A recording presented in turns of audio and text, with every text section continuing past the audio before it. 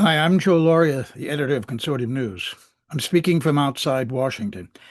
I remotely watched the entire hearing last week in the case of Zionist Federation of Australia versus Mary Kostakidis. You can read my account on Consortium News. It was also republished by Pearls and Irritations. I want to make just a few points about this case. First, I know Mary Kostakidis. Like anyone who knows her, the idea that she's a bigot or a racist or an anti-Semite is just totally absurd.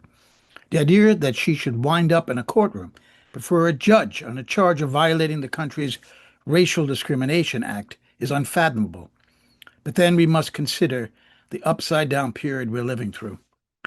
It could not be more obvious what's going on here. Mary Kostakidis is opposing a genocide, which any decent person should be doing. But the government that is perpetrating that genocide has activated its cells around the world.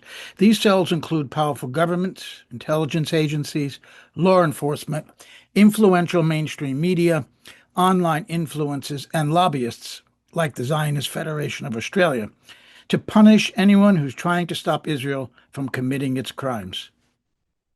That includes American university students getting clubbed over the head by riot cops, German anti-genocide protesters beaten in the streets of Berlin by police, the Palestine Action Group being designated a terrorist organization by the British Home Secretary, British journalists and activists being interrogated at the UK border and threatened with prosecution under the Terrorism Act, the ABC sacking Antoinette Lattouf, and the Zionist Federation of Australia's action against Mary Kostakidis.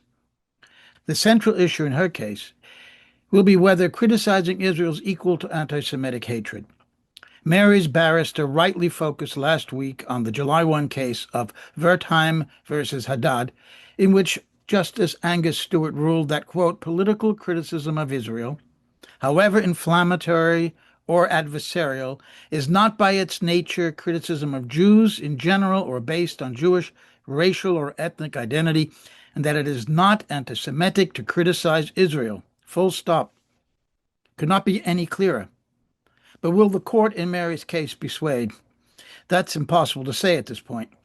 The idea that the court is even taking the Zionist Federation of Australia seriously so far is troubling. If it does not throw the case out altogether, it will be alarming. The conflation of Zionism with anti-Semitism is the test here, and the outcome will be of enormous international significance.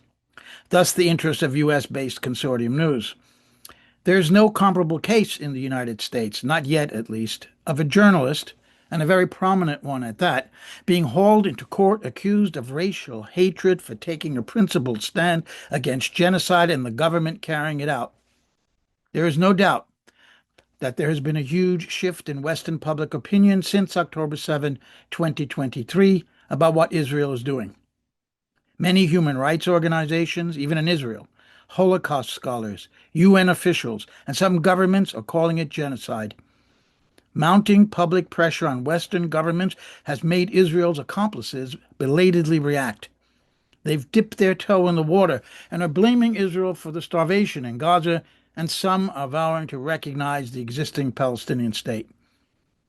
It was a far different political environment back in July 2024 when the Zionist Federation of Australia brought its action against Mary Kostakidis.